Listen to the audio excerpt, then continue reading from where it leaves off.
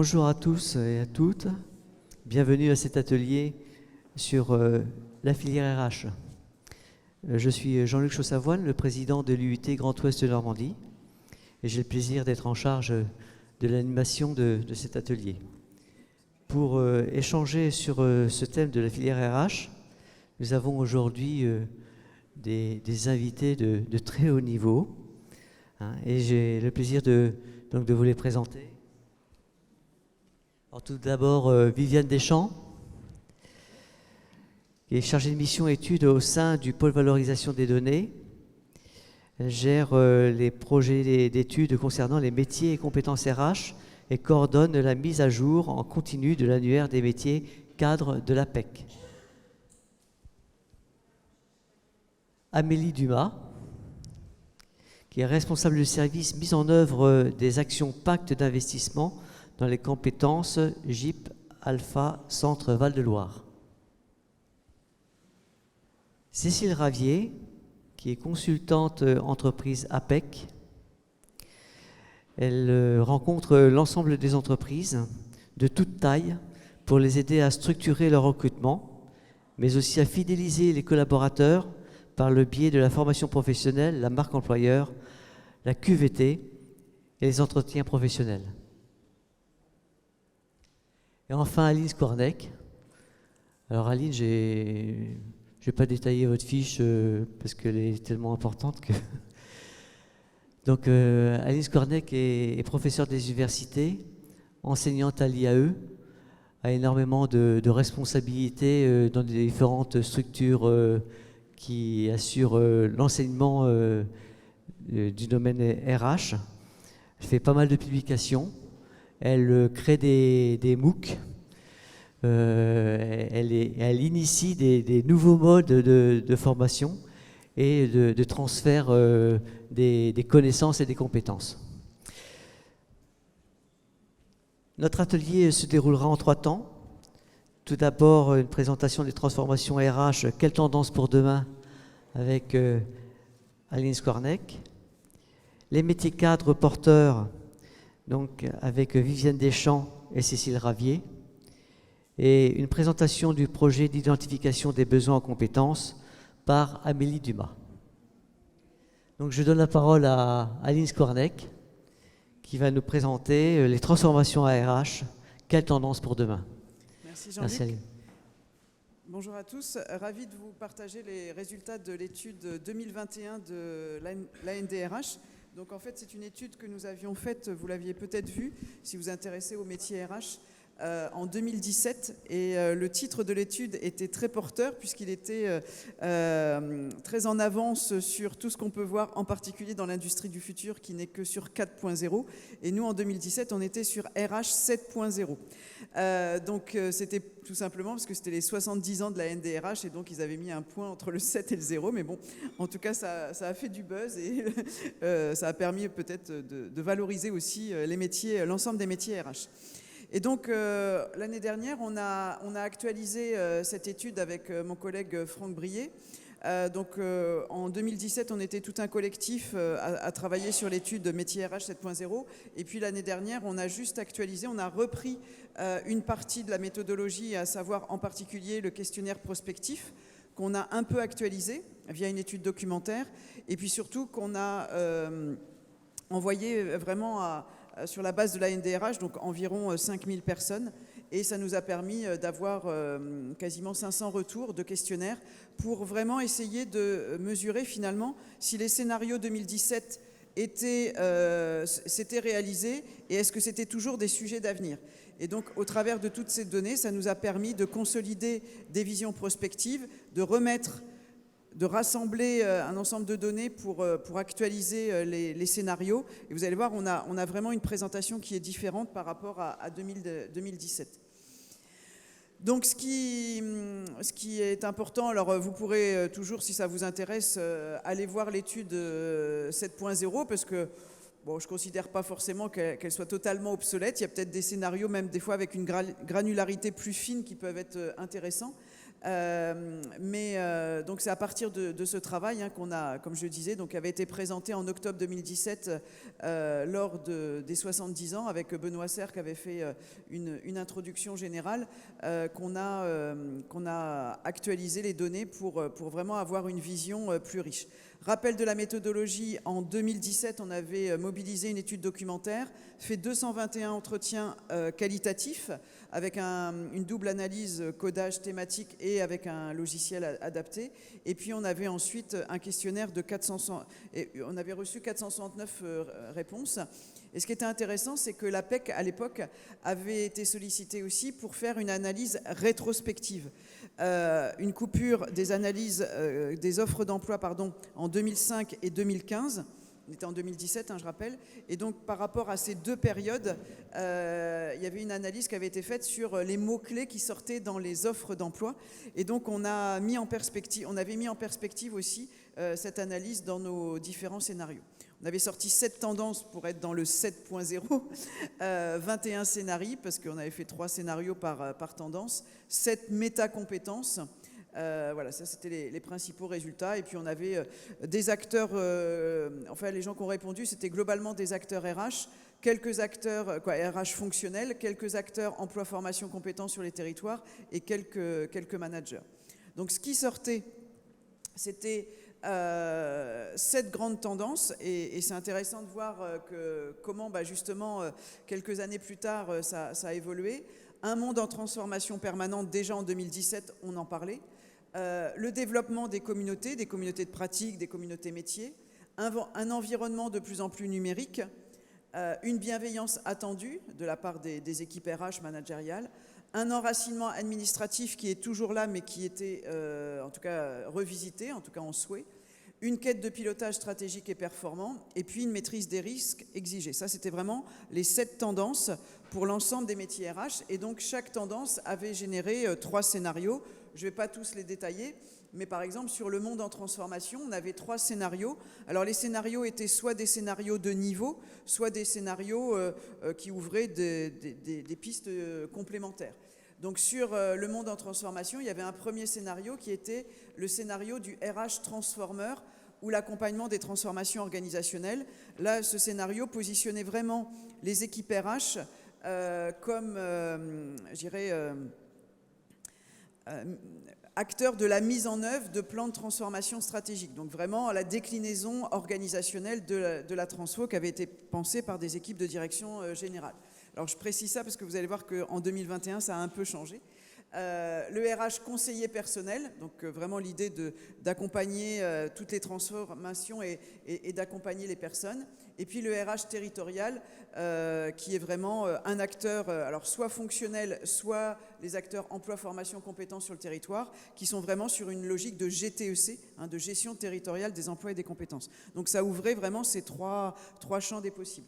Alors ce qui est important, c'est que l'étude 2017, à savoir l'étude 2017 et l'étude 2021, on ne parle pas de la fonction RH exclusivement, on est sur l'ensemble des métiers RH. On avait eu l'occasion fin 2016 de faire un travail avec mon équipe mettant en évidence la diversité des acteurs RH, et on avait fait une matrice avec 4 configurations. La configuration fonctionnelle, donc la fonction RH, des équipes RH en interne dans les organisations. La configuration partagée, le partage des responsabilités RH avec les managers. La configuration en réseau ou territorial, donc tous les acteurs emploi, formation, compétences sur le territoire. Et la 4e configuration, c'était le moi RH, comment je deviens mon propre RH. Et je me gère moi-même, en particulier aussi, aidé avec le CPF, entre autres. Et donc, les 2 études sont vraiment sur l'ensemble de ces configurations. Donc, ce n'est pas une étude spécifique sur la fonction RH. Et ça, en tout cas, on avait négocié à l'époque en 2017, en 2021 ça a été plus facile, mais en 2017 avec la NDRH qui voulait plutôt une étude exclusive sur la fonction.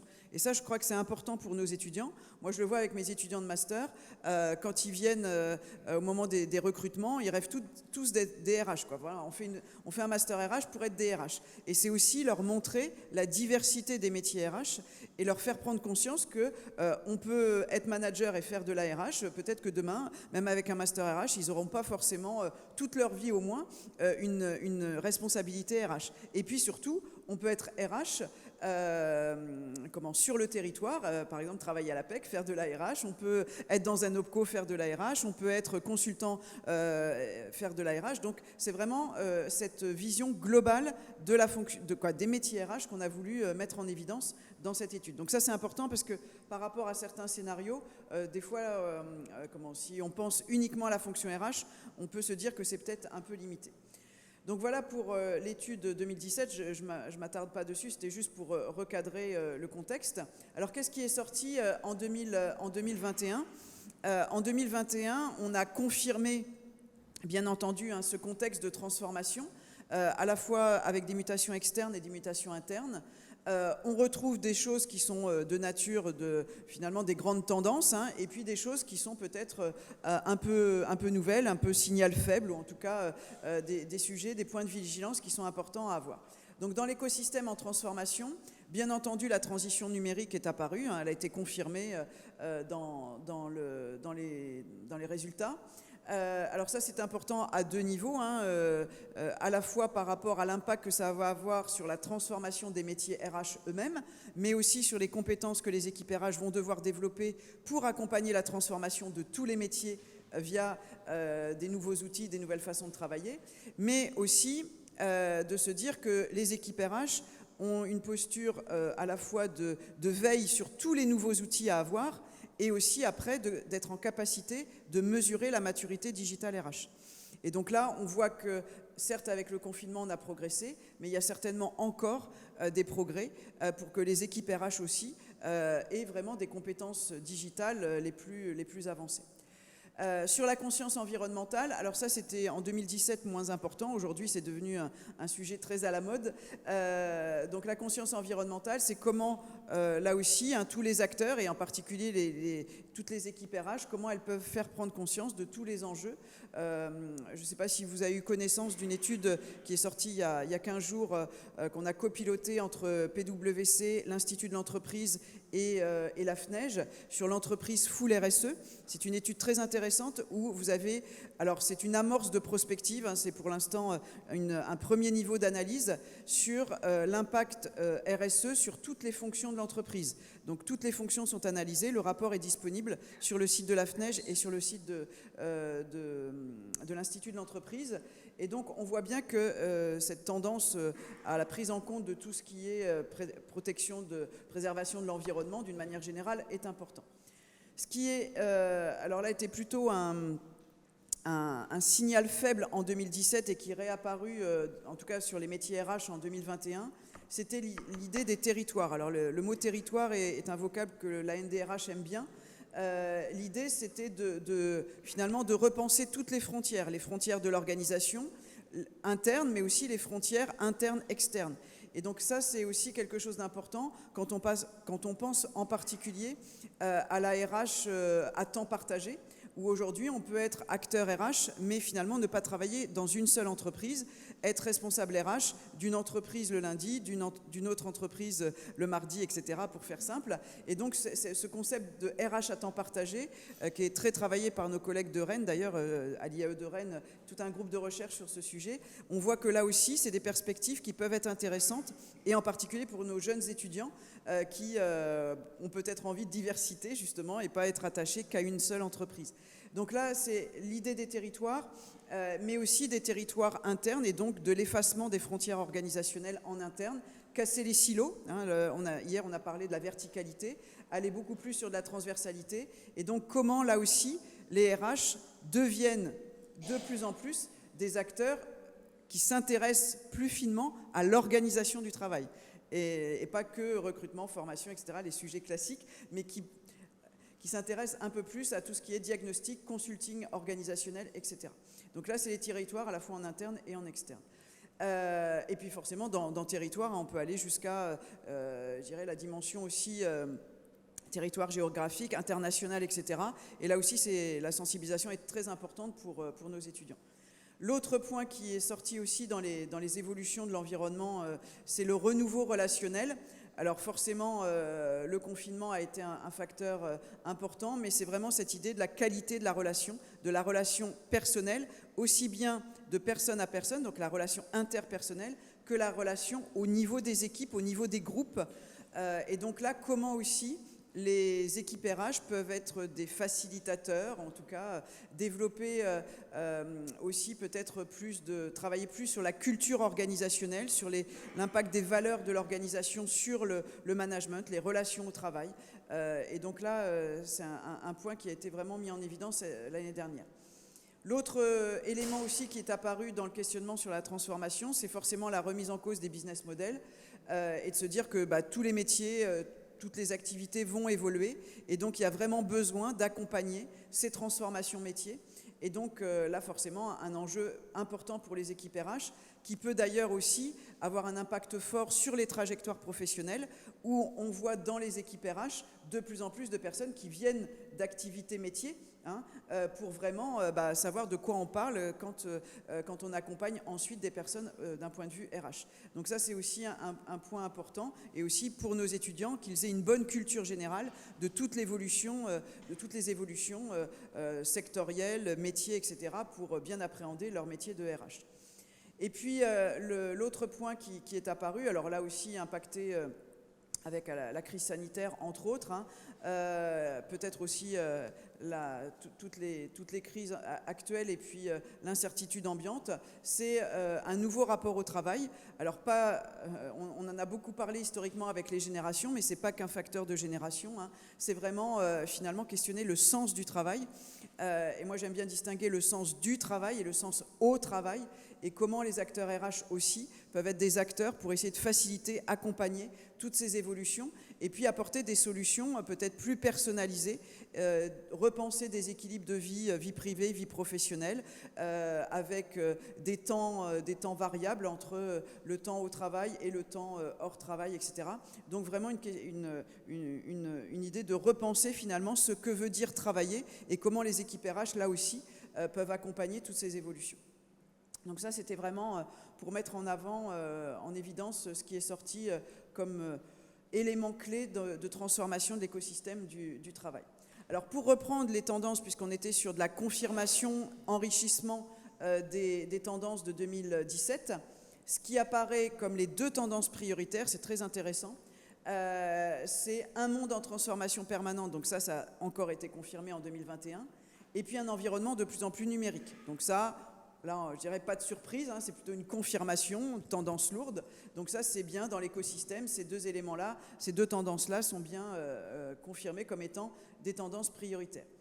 Ce qui apparaît ensuite comme tendance clé, alors c'est assez significatif là aussi, c'est vraiment, je dirais, les deux facettes quasiment des métiers RH. D'un côté, travailler sur la bienveillance, le bien-être, l'accompagnement, etc. Et puis de l'autre côté, aussi quand même ne pas oublier qu'il y a une recherche de pilotage stratégique, de performance qui est important. Donc là aussi, ça dessine presque deux versions des métiers RH. L'aspect plutôt sympa, bien-être, qualité de vie au travail, on accompagne, je dirais, les collaborateurs. Et puis de l'autre côté, on est quand même là pour accompagner aussi le fait que le business se fasse bien. Et puis on est là aussi pour rendre des comptes et avoir des indicateurs de performance à la clé. Ensuite, ce qui reste important, une tendance à vouloir maîtriser tous les risques auxquels sont exposés les collaborateurs. Donc, c'était une tendance sur 2017 qui était peut-être un peu en avance de phase, mais par contre, en 2021, forcément, elle a été confirmée au regard de la situation crise sanitaire, entre autres, mais il n'y a pas que la crise sanitaire, mais entre autres. Et puis, le développement des communautés, de pratiques, de métiers, d'apprentissage, là aussi, travailler sur ces sujets semblait important. Alors, la NDRH a souhaité ajouter dans le questionnaire une tendance, parce qu'ils avaient beaucoup de remontées, forcément avec les périodes de confinement, etc., d'équipes RH qui leur disaient, oui, mais il y a des éléments aussi qui viennent impacter notre métier.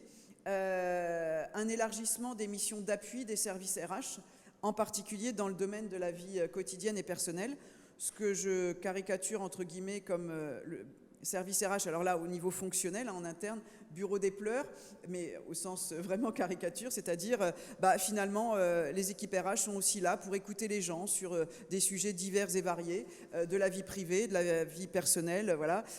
Et c'est aussi important que chaque collaborateur sente qu'il peut aller voir une personne de l'équipe RH pour passer un petit moment, discuter, etc., de choses et d'autres.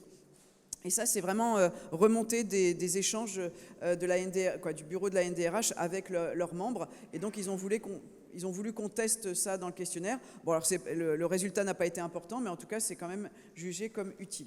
Et puis, l'expertise administrative, là aussi, elle a été confirmée comme étant toujours forcément une base du métier RH, mais par contre, peut-être plus partagée avec des acteurs externes et moins internalisée que par le passé, comme c'était déjà le cas en 2017.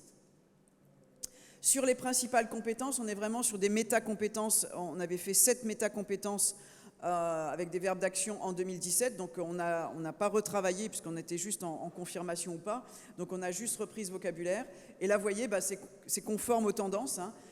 Les compétences indispensables des équipes RH de demain, c'est bien accompagner, conseiller et piloter. Donc piloter dans le sens aussi indicateur, rapport au business, etc. Donc pilotage de projet, etc. Donc ça, c'est vraiment les 2 compétences clés. Ensuite, les compétences essentielles, l'écoute, on en a parlé hier, hein, écoute, empathie, etc. Le respect, respecter alors les textes, les personnes, etc. Ça peut aller assez loin. Et puis transformer l'organisation, transformer les métiers, etc. Et puis, dans celles qui étaient présentes aussi en 2017, il y avait veiller et mesurer. Donc, elles apparaissent comme toujours des compétences traditionnelles, mais de moindre importance. On avait laissé une question ouverte. Et ce qui est sorti, alors avec le vocabulaire, hein, c'était question ouverte, donc le vocabulaire des personnes qui ont répondu, être agile, être authentique, gérer la complexité et l'incertitude. Donc c'est intéressant quand même de voir que l'incertitude et la complexité sont apparues de façon émergente. En tout cas, c'était des résultats qui apparaissaient au fil des questions ouvertes. Alors, pour distinguer l'étude 2021 et 2017, on a changé la présentation. Et on s'est inspiré d'une étude qu'on avait faite en parallèle sur le manager de demain. Et puis on s'est dit, on va ranger les données pour dessiner finalement 4 mondes du travail. Derrière l'interrogation, c'est que depuis un certain temps, 2-3 ans facilement, je suis en train de questionner le vocabulaire RH. Quand on regarde, alors la NDRH se pose des questions aussi. Malheureusement, au niveau du ministère, pour l'instant, on a plutôt eu, au niveau des masters, une recentralisation sur master de GRH pour harmoniser toutes les appellations, alors qu'avant, on avait des masters avec des intitulés différents. Mais je pense que quand on regarde toutes les associations professionnelles internationales, elles sont toutes sur Managing People. Et donc, est-ce qu'on parle de Managing People ou de Human Resource Management? Bon, une question.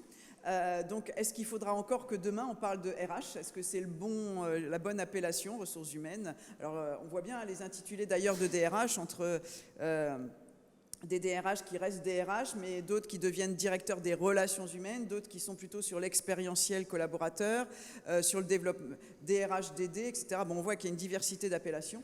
Donc se pose la question de quoi on parlera demain. Et comme on a un ministère du travail, est-ce que finalement l'objet sur lequel on travaille, c'est pas plus le travail que les RH? Et ça permettrait justement d'intégrer peut-être un peu plus toute la dimension organisationnelle qui n'est pas toujours bien appréhendée dans les équipes RH. Et parfois on voit 2 équipes, une équipe RH plutôt techniciste administrative et puis une RH plus projet, etc.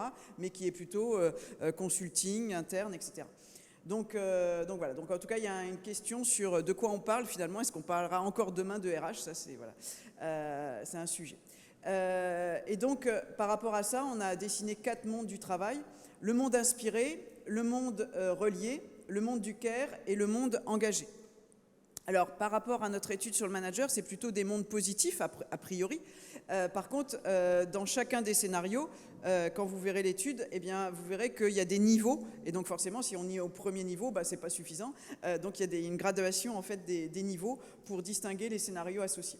Et donc, pour chacun des mondes, on a choisi de prendre 3 scénarios, parce que ça résumait bien l'ensemble des données qu'on avait.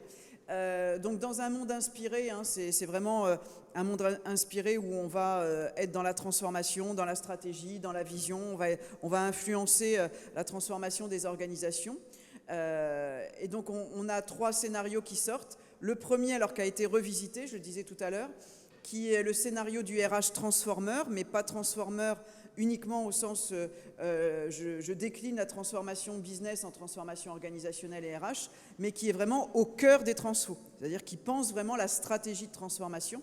Donc là, c'est un niveau supérieur de RH stratège transformeur, en fait. Le deuxième scénario, c'est le RH influenceur. Alors celui-là, il n'était pas réellement visible en 2017. Donc là, c'est comment on va aussi développer tout ce qui va avoir trait au lobby, à l'influence interne, externe, le jeu des acteurs. Donc comment les équipes RH vont aussi participer à tous ces mouvements pour faire en sorte de faire avancer les transformations. Et puis on a sorti volontairement, parce que comme on a positionné le transformeur plutôt d'un point de vue stratégique, le RH organisateur, donc là vraiment avec des compétences en diagnostic organisationnel, etc.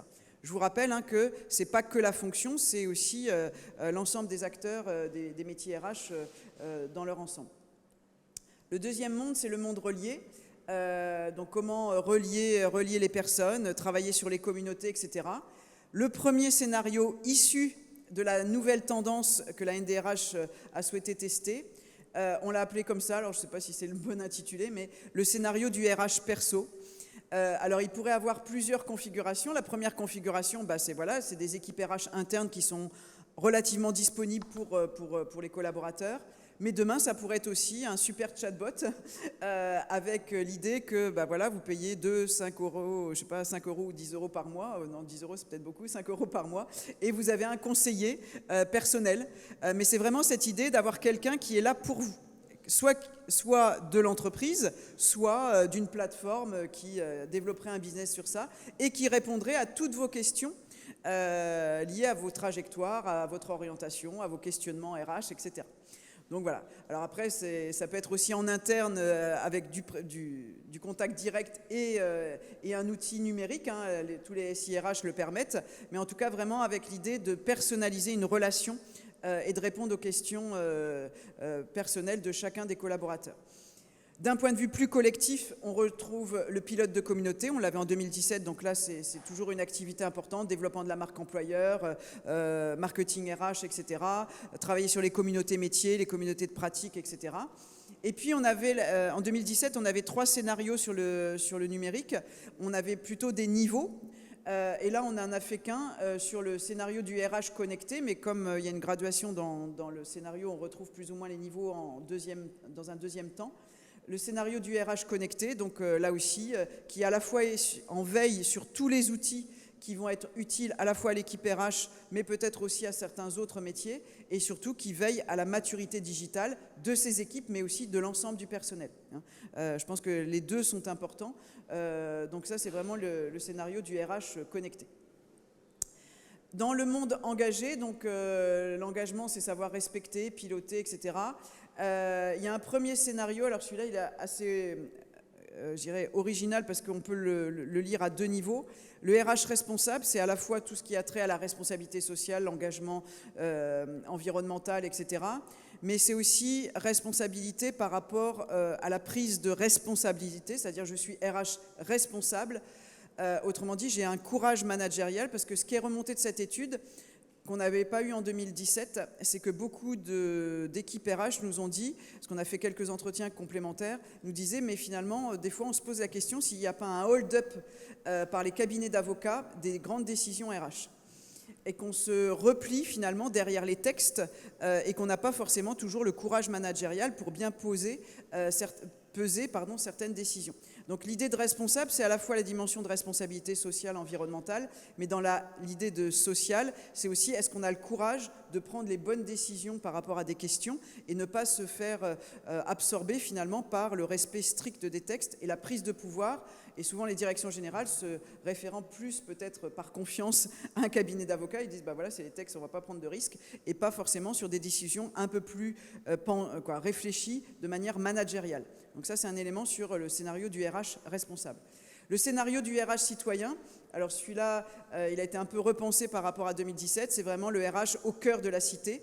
Donc c'est comment, justement, avec tous les problèmes d'attractivité, c'est un RH qui va être en permanence sur les territoires, hein, ça fait le lien avec les territoires dont on parlait tout à l'heure, et qui va vraiment travailler avec l'ensemble de l'écosystème des acteurs du territoire pour vraiment essayer de faire en sorte de gérer ce que j'appelle moi les vases communicants, hein, entrée-sortie de personnel, et essayer de trouver les meilleures solutions, d'aller dans les écoles, de travailler vraiment cette relation avec la cité pour faire en sorte d'avoir les ressources humaines quand il le faut et au bon niveau. Et puis le scénario du RH performeur, donc là c'est tout ce qui va être tableau de bord, reporting, mais peut-être repenser à l'aune des transformations, être un peu moins sur des indicateurs de résultats que sur une mesure des impacts quanti et quali des transformations, des impacts à moyen et long terme, et pas juste sur des résultats, on en avait parlé hier, hein, des résultats quantitatifs à court terme et assez faciles à mesurer, mais repenser finalement tout ce qui va être contrôle de gestion sociale, tableau de bord sociaux, etc. Et puis le dernier monde, c'est le monde du care, donc c'est la bienveillance, savoir prendre soin, faire grandir l'ensemble des personnes, donc forcément un scénario du promoteur du bien-être, hein, qualité de vie au travail, etc.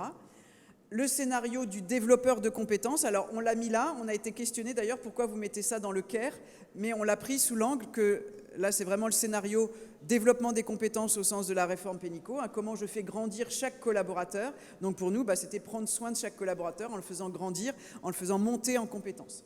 Et puis le dernier, le scénario du RH conseiller, et là l'idée du conseil c'est plutôt au niveau de rendre service à l'organisation, d'être vraiment sur la qualité de service à l'organisation et vraiment d'être sur la transformation culturelle cette fois-ci. Et donc vraiment d'être un acteur qui va vraiment être le conseil au niveau de la transformation culturelle. C'est le dernier scénario qu'on a mis en évidence et donc qui fait en sorte que, voilà, on est quand même sur la bienveillance, faire en sorte que les valeurs, la culture en boucle finalement par rapport à tous les autres, eh bien, soit un élément clé de transformation de tous les métiers RH. Donc pour synthétiser, on a 4 mondes et puis cette année 12 scénarios par rapport à l'année en 2017 où on en avait 21. Les idées ont été plus ou moins regroupées, mais il y a quelques nouveautés, heureusement d'ailleurs, et puis quelques confirmations de tendances très lourdes qui ont été mises en évidence dans cette étude. Voilà, je vous remercie.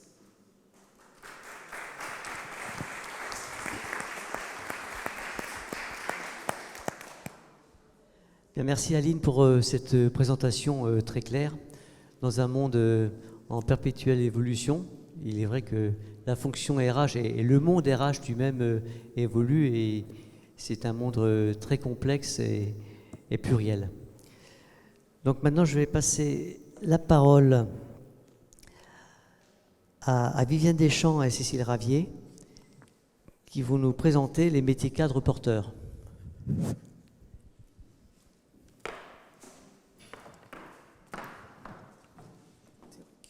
J'ai des slides.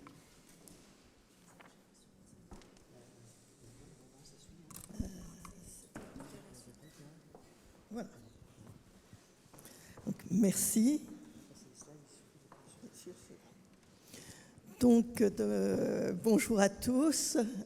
Nous allons être à 2 voix puisque Cécile va apporter l'aspect opérationnel du consultant APEC. Moi, je vais vous présenter les résultats d'une étude récente que nous avons réalisée. Une étude donc qui était globale, qui ne concernait pas que les métiers RH, sur les métiers porteurs.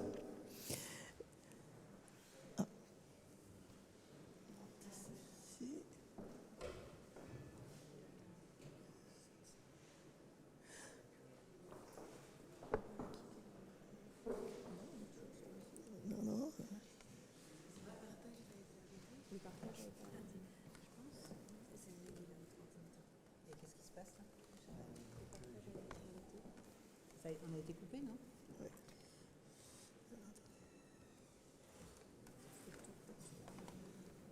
C'est bon? Non? On peut arrêter le partage et refaire. Un petit problème technique. Voilà, attendez, je crois qu'on était plus en...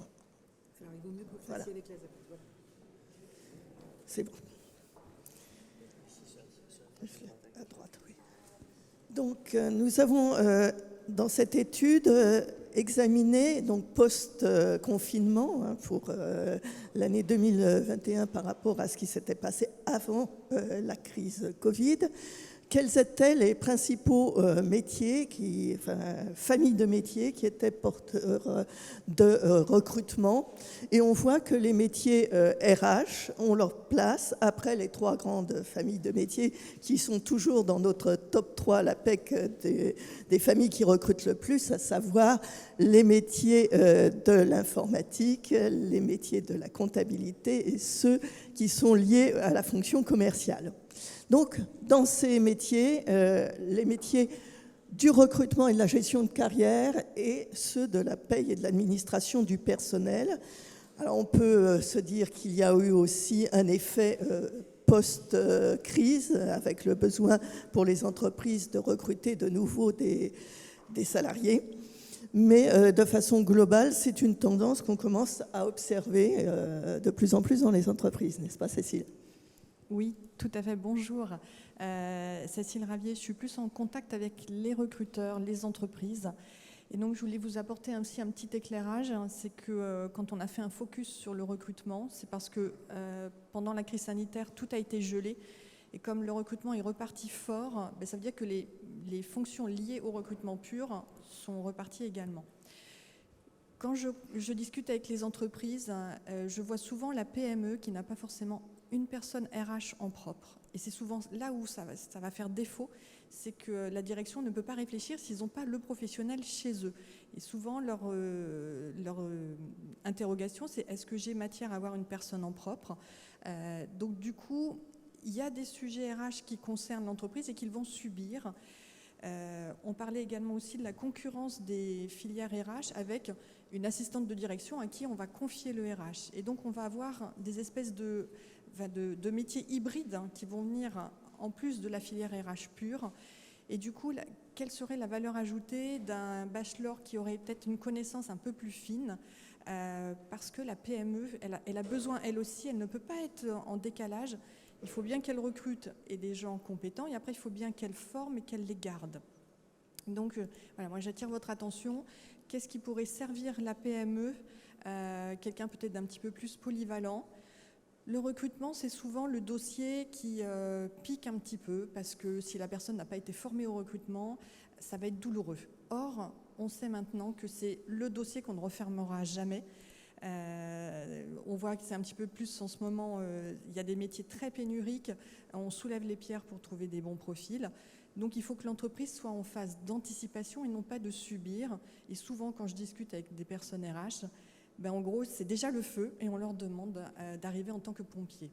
Donc voilà, donc peut-être mieux armé et de se dire que le recrutement, si on sait faire, donc c'est toujours est-ce que j'ai appris, est-ce que j'ai les premières bases pour au moins alerter.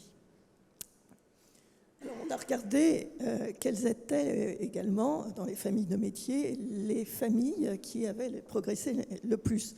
Et là, on voit que les familles liées au RH sont quand même en bonne position, avec les métiers liés à l'enseignement et à la formation continue, avec, comme vous le disiez tout à l'heure, de nouvelles demandes sur la possibilité de former à distance les collaborateurs.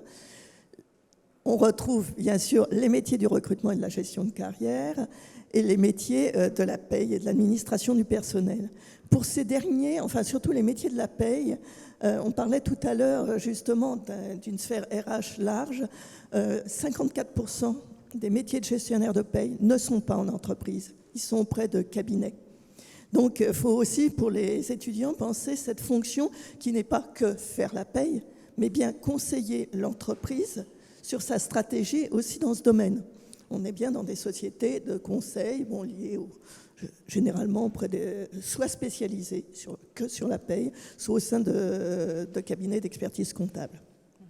Donc, ce qui veut dire aussi que le professionnel RH, il sera un jour en entreprise, le lendemain en cabinet, il sera peut-être à son compte. Donc, il aura aussi un déroulé de carrière qui va être divers. Est-ce qu'il est capable d'anticiper ? J'ai plusieurs écosystèmes où je vais me confronter. Comment moi aussi je progresse ? Voilà, c'est aussi son propre déroulé de carrière. Je voulais juste faire un petit focus, les métiers de l'enseignement, de la formation continue. Avant l'APEC, j'étais dans le secteur de la formation professionnelle. Donc, c'est indissociable. J'ai souvent vu les responsables formation, finalement, si on fait des économies, c'est ce poste-là qu'on va supprimer. Donc, là, il y a un petit peu le feu, c'est que comme l'apprentissage a repris, les écoles font le plein, on est vraiment focus sur l'alternance, ça permet aussi de, à nouveau, recruter. Donc, il y a un petit boom en ce moment, mais est-ce que ce sont aussi une certaine formation d'esprit à passer par la formation et après faire du recrutement, être généraliste? Mais de toute façon, rien n'est linéaire. Le RH, il est obligé d'être un petit peu partout à la fois. Donc, l'idée d'une grande polyvalence, et si on n'a pas un master en tant que tel, comment un niveau Bac+3 pourra être autonome et pas se perdre lui-même? Parce qu'il faut qu'il ait quand même un certain vernis. Okay. Alors, au sein des métiers, de ces familles de métiers des ressources humaines, quels sont les métiers porteurs? Donc, en administration, paye administration du personnel, comme je vous disais, gestionnaire de paye, qui est très demandé. Et c'est des métiers qui ne sont pas obligatoirement Bac+5, c'est-à-dire que c'est un métier où on peut accéder dès le Bac+2, 3, et qui sont extrêmement demandés, mais qui permettent d'accéder au statut cadre. Des responsables de paye et bien sûr des responsables administration du personnel si on déroule toute la carrière. Et en recrutement, gestion de carrière, le chargé de recrutement en entreprise, le consultant en recrutement, ou le responsable du recrutement. Alors, les progressions de recrutement les plus fortes, comme je le disais, plus 33% pour les métiers du recrutement et de la gestion de carrière entre 2019 et 2021, plus 43% pour l'enseignement et la formation continue, mais on était parti d'assez bas, donc la progression paraît tout de suite plus spectaculaire. Et quand même plus de 17% sur les métiers administratifs de DRH. Alors, je me suis, à partir de notre grosse base de données, puisqu'on fait dans le Big Data, la PEC, nous avons été spécifiquement pour cette journée chercher quelles étaient les compétences les plus recherchées dans les ressources humaines à partir de notre base offre. Donc, on a fait un top 10 avec une sélection pour éviter tous les biais, c'est-à-dire que je n'ai retenu que les compétences qui étaient demandées dans au moins 3 familles de métiers. C'est-à-dire que c'est bien des compétences qui sont transverses à l'ensemble de la famille RH. Alors, on a quand même dans les familles de métiers RH moins spécialisées, en top 1, la paye et les déclarations sociales. C'est quand même un sujet qui peut toucher un responsable rémunération, qui peut toucher bien sûr toute la famille administration du personnel, qui peut toucher également, on l'a vu, les postes de recrutement, parce qu'ils doivent être capables de négocier les éléments de rémunération parfois. Les processus de recrutement, y compris dans les métiers administration du personnel, le droit du travail et le droit social.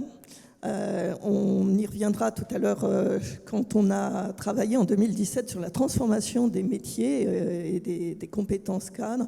On a vu que tous les secteurs étaient touchés par l'aspect réglementaire, ce qu'on a baptisé à l'époque l'inflation réglementaire. Et les ressources humaines étaient touchées au même titre que les autres. Et on le voit puisque dans la majorité des offres d'emploi, il est demandé des compétences dans le domaine du droit du travail.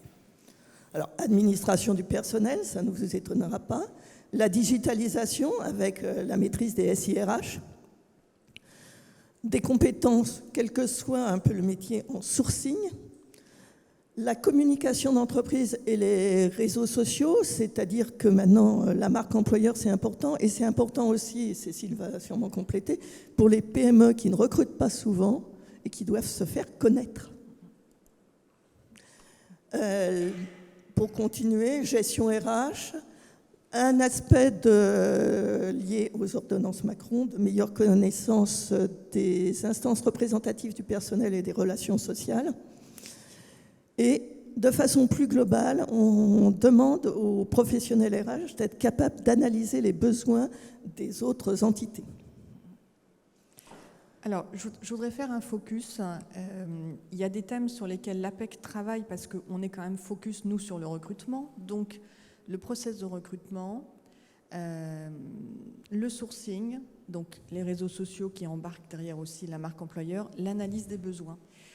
Souvent, j'interviens auprès des entreprises parce qu'on propose des petits ateliers, parce qu'on veut aussi faire monter en compétence sur certains thèmes. Et je me dis, ce sont des gens, peut-être qu'ils ont leur diplôme déjà depuis 10, 15, 20 ans. C'est normal qu'ils viennent chercher une info fraîche.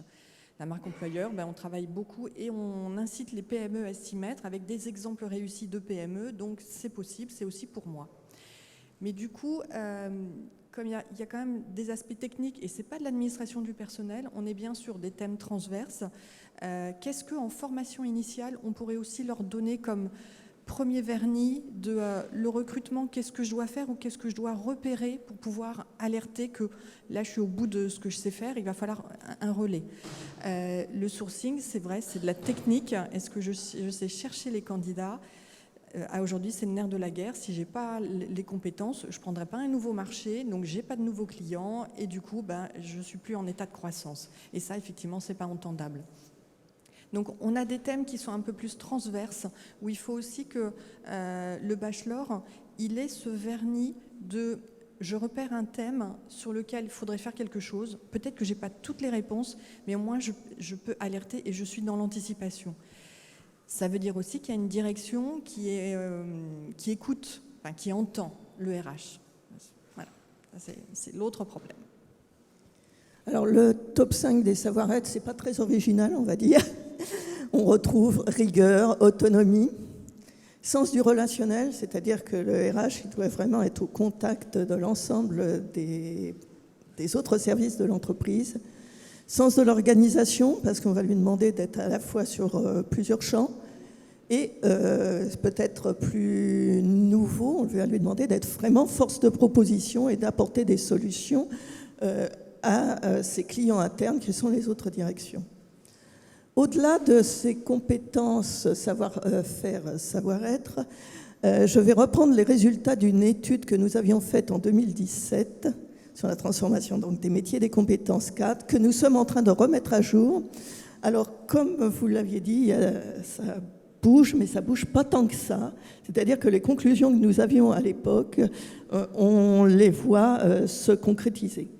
Alors, dans les métiers RH, comme dans les autres métiers, il y a des compétences techniques, cœur de métier. On les a un peu évoquées tout à l'heure, les savoir-faire techniques. On aura nos savoir-être. Et puis entre les deux, nous, on parle de compétences transverses. Alors tout d'abord, on l'a un peu évoqué, des compétences juridiques. Alors, on appelle ça aussi technico-réglementaires, c'est-à-dire selon les métiers, un plus ou moins fort vernis juridique, mais pensons à la protection des données, c'est du quotidien pour les fonctions RH. Alors tout ce qui est numérique, alors ça, c'est tant informatique, numérique, MOOC, nouvelle façon d'enseigner, mais aussi traitement des données RH. Maintenant, on est vraiment sur des systèmes informatisés. Et dans le recrutement, tout ce qui est recrutement, on ne passe plus par ces vélets de papier, ou alors c'est vraiment exceptionnel. On demande au RH de savoir de plus en plus piloter des projets aux besoins transverses et des projets de plus en plus complexes qui impliqueront plusieurs services de l'entreprise où ils seront en quelque sorte en conseil. Et donc d'être capable de travailler au sein d'équipes pluridisciplinaires et éventuellement, selon la taille de l'entreprise et son internationalisation, multiculturelle. D'être capable aussi de développer un réseau interne et externe, au besoin un réseau de pairs qui sont dans plusieurs entreprises différentes pour échanger sur ce qu'ils pourront faire. Et bien sûr, être capable de communiquer avec les collègues, de ne pas être resté enfermé. Les RH, bien sûr, ils devront maîtriser La stratégie d'entreprise, pas seulement ce qu'on leur demande au niveau de leur service, mais quel que soit le niveau du poste. Mais vraiment la prise en compte globale, y compris des enjeux commerciaux de l'entreprise, parce que quand même, si l'entreprise ne fait pas d'affaires, elle ne survivra pas. Et puis enfin, on va demander au cadre RH de prendre en compte tous les aspects RSE qui comprennent les aspects environnementaux, d'être capable de manager l'innovation. Alors, nous, on a eu notre trophée de l'innovation à l'APEC il y a quelques jours. Et puis, d'avoir une approche de plus en plus systémique. Et finalement, ces compétences, par rapport pourquoi je vous ai les présentées dans ce sens-là, par rapport aux jeunes, quand on fait des ateliers, on leur suggère que ce qui permet de se différencier par rapport aux autres jeunes, ce ne sont pas les compétences techniques, ils apprennent à peu de choses près des aspects similaires dans leur formation, surtout s'ils ont fait le même cursus, mais c'est leur capacité à montrer qu'ils seront capables de prendre en compte, alors surtout les 3 premiers aspects quand on est jeune diplômé, et puis quand on devient cadre confirmé, les 6 grands domaines de compétences transverses. Et juste pour ajouter un petit point, notre professionnel RH, il va être un espèce de point de contact en interne. C'est lui aussi qui va déployer vis-à-vis des opérationnels. Et je rêve d'entreprises où le RH sort du service RH. Ce n'est pas la responsabilité d'une personne, c'est aussi tout le monde qui, à un moment donné, prend sa petite casquette RH. Donc, tout ça, ça impulse par un référent RH. Et deuxième point, c'est qu'effectivement, ça va être le point de contact vis-à-vis de l'extérieur. Maintenant, les RH doivent être sur les réseaux sociaux, donc dans les forums, les écoles. Ils sont aussi dans une région et ils sont aussi un acteur. Est-ce qu'on leur donne les moyens aussi de réussir? Parce que du coup, ils vont être à la fois très impliqués dedans, très impliqués dehors. Jusqu'où il faut que ça reste gérable et que ça soit en situation de réussite. Alors, je ne détaillerai pas parce qu'on n'a pas le temps. Pour ceux qui consulteront, nous avons fait quelques slides supplémentaires pour que vous puissiez avoir des données complémentaires, mieux connaître aussi nos outils à l'APEC, notamment nos DataCAD, nos fiches marché, nos simulateurs et quelques données supplémentaires sur les métiers. Je vous remercie. Merci à vous.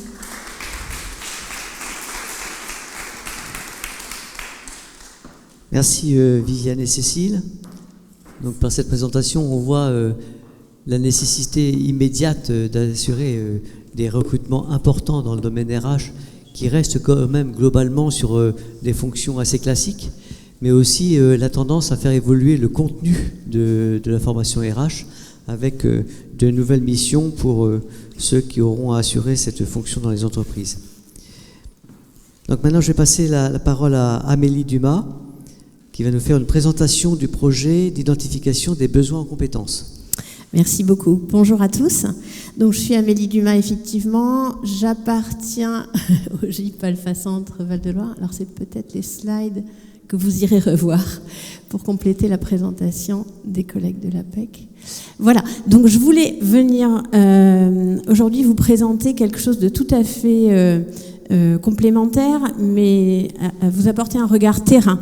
Donc, j'appartiens à un CARIFOREF, Centre d'appui de ressources d'information sur la formation, et puis OREF, Observatoire régional sur les questions d'emploi et de formation. Il y en a dans toutes les régions. On ne les connaît pas toujours. Et donc, j'ai été missionnée dans le cadre de l'Observatoire pour conduire une expérimentation qui a bien sûr pour mission d'apporter des éléments statistiques, mais qui nécessitait de conduire des animations de terrain auprès des chefs d'entreprise, et par là même, nous rencontrons les RH qui viennent pour les représenter. La mission expérimentale sur laquelle nous avons été positionnés dans le cadre du plan d'investissement dans les compétences, c'est d'aller regarder si les métiers s'exercent différemment d'un territoire à l'autre et s'il y a des écarts entre les formations qui sont proposées et les métiers tels qu'ils sont exercés. Donc on prend un petit peu de recul par rapport à la théorie du métier et puis on essaye d'aller voir vraiment ce qui s'y passe. Donc du coup, ce projet, il s'est décliné au travers de la création d'un outillage, un site internet, besoin-compétences-entreprise.fr, qui va vous apporter des éléments de data visualisation à l'échelle du Centre Val-de-Loire, puisque c'est le territoire auquel j'appartiens.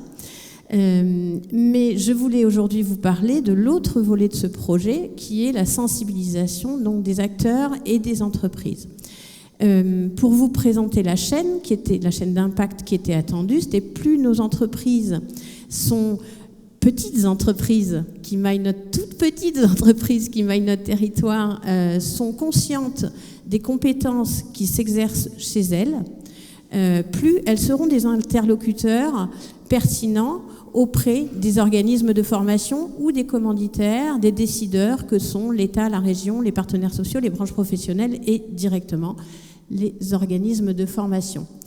Donc voilà, donc l'animation sur laquelle je vais intervenir pour vous donner 3 grands éléments d'observation que nous avons pu faire sur le terrain, nous avons conduit des clubs compétences. Bon, alors, le support de ces clubs compétences, c'était des acteurs du territoire, c'était des MEDEF, des UDP qui nous accueillaient pour conduire des ateliers sur ce sujet-là.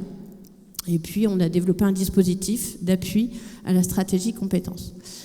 Donc, c'est ce que je vais vous raconter très brièvement.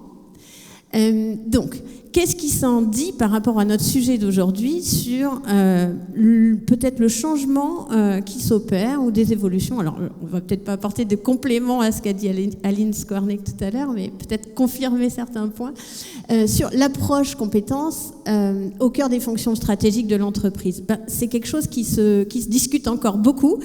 Moi, j'ai des petites entreprises, 10 salariés, 20 salariés, 50 salariés quelquefois.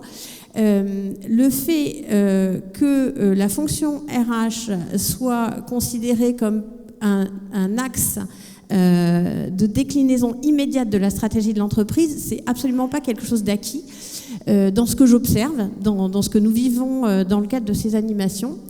Et là, on touche à quelque chose peut-être d'un petit peu sensible, c'est-à-dire comment on fait pour que les jeunes qui arrivent sur le marché du travail soient des interlocuteurs auprès des dirigeants qui soient conscients de la logique immédiate qu'il y a entre la stratégie qui est décidée dans l'entreprise et les effets que cela aura à moyen terme sur les compétences. Cette logique qui est directe, qui doit se travailler le plus en amont possible, n'est pas souvent consciente, et quand elle est consciente, elle se heurte au manque de temps. Donc, besoin d'un dialogue entre cet acteur RH et la direction de l'entreprise et les membres du CODIR. Ça, c'est la première chose qu'on peut pointer.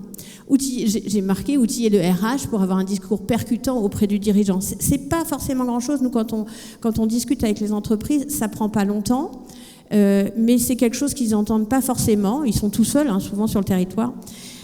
Donc, ça semble assez important.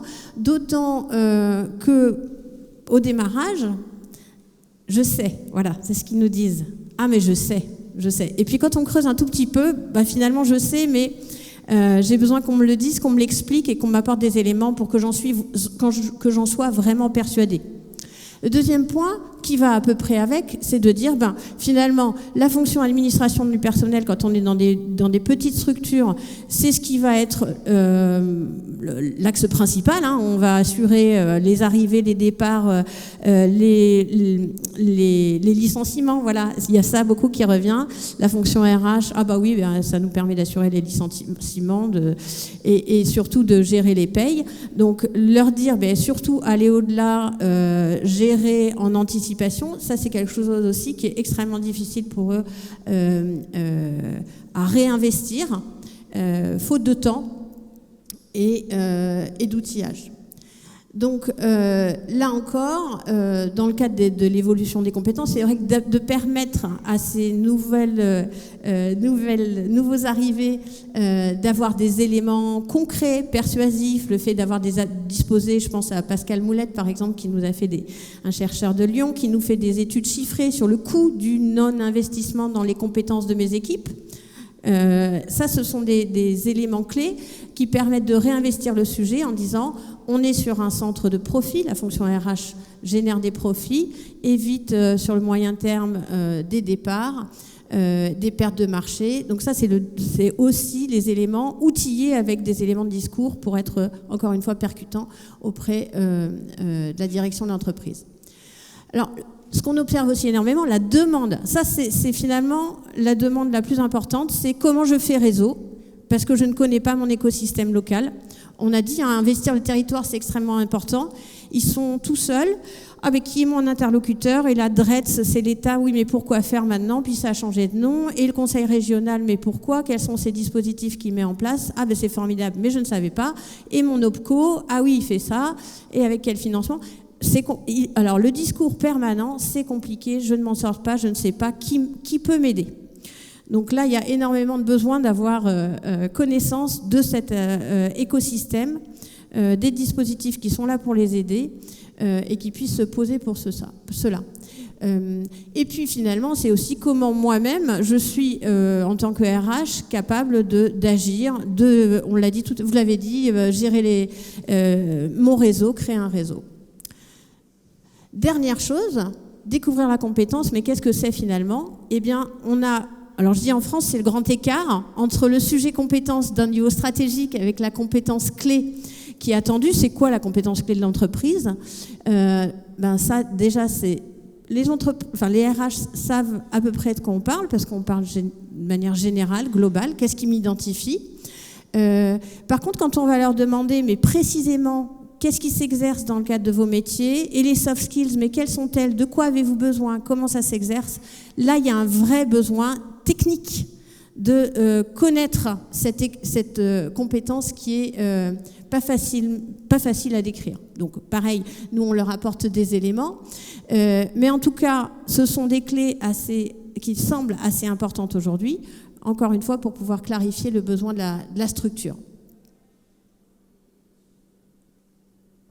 Et voilà, je m'arrêterai là. Merci.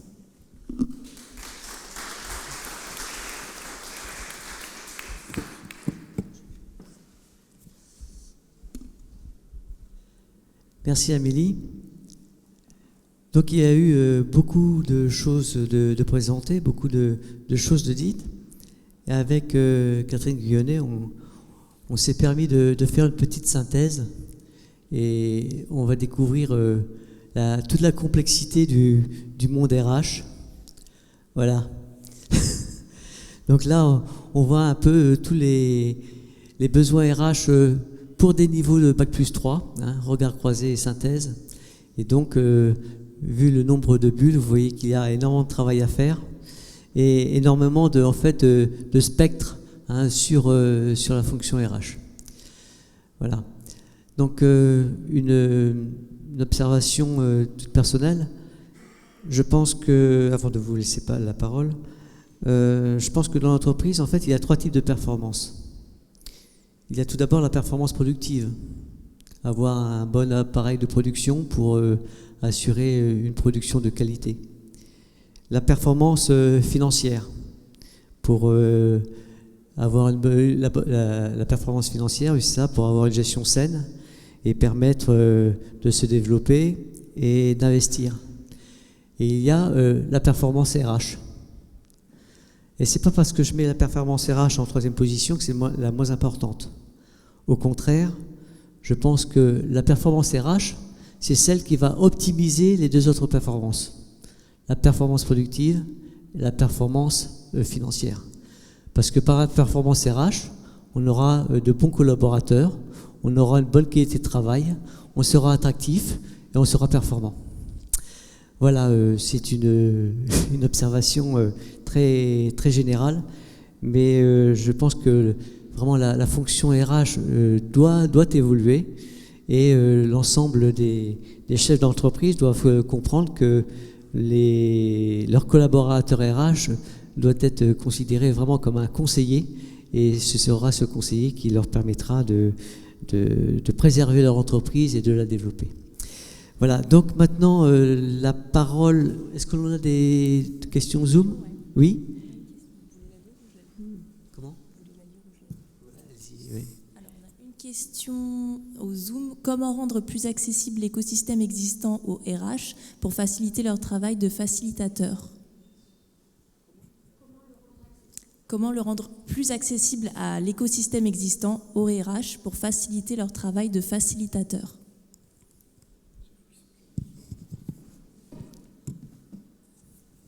Merci. Alors nous, ce sont des ateliers qu'on conduit au nom des partenaires qui financent l'opération. Donc on déploie ça partout sur le territoire. Il est possible que sur l'ensemble des territoires, les Carrefour-F portent ce type d'initiative d'ores et déjà. Mais il y a plein d'autres acteurs qui sont là autour du conseil régional, de la DRETS, qui sont en charge de ces questions d'emploi et de formation pour animer cette information-là. Et puis ensuite, il y a les interlocuteurs que sont les représentants professionnels ou interprofessionnels ou les associations. Moi, je pense tout de suite à la NDRH qui anime, qui nous accueille, nous, pour qu'on puisse tenir les ateliers auprès de cet écosystème déjà constitué. Donc, qu'on vienne les informer sur ce dont ils ont droit. Ça, c'est des choses qui sont tout à fait faciles à partir du moment où on est invité par un groupe de RH, quel qu'il soit, à NDRH ou autre. Est-ce que vous voulez compléter ? Oui, je veux bien compléter en matière de formation. Quel est l'enjeu, que ce soit pour les IUT jusqu'au but ou même pour nous après en master? Je pense que c'est aussi de repenser nos enseignements pour que nos étudiants soient beaucoup plus curieux et qu'ils aillent chercher eux-mêmes de l'information sur l'écosystème. Et donc, tout à l'heure, vous avez parlé de la compétence analyse systémique, etc. Ça, je pense que même jusqu'à Bac+3, c'est des sujets qu'il faut vraiment appréhender dans les enseignements, parce qu'après, ils auront les bonnes postures et puis ils sauront travailler avec les acteurs. Mais en amont, dans les formations, je pense qu'il faut vraiment insister sur ces points-là. Et juste, prenez rendez-vous avec votre consultant APEC. C'est notre rôle d'être présent sur tout le territoire et de vous faire part de... C'est peut-être une question formation, nous on est recrutement, mais je connais l'OPCO, je fais le relais. Donc on sera aussi une clé d'entrée et on est en partenariat permanent avec tous les autres acteurs de l'emploi pour donner l'info à l'entreprise. Donc prenez rendez-vous. Merci. Des questions dans la salle ?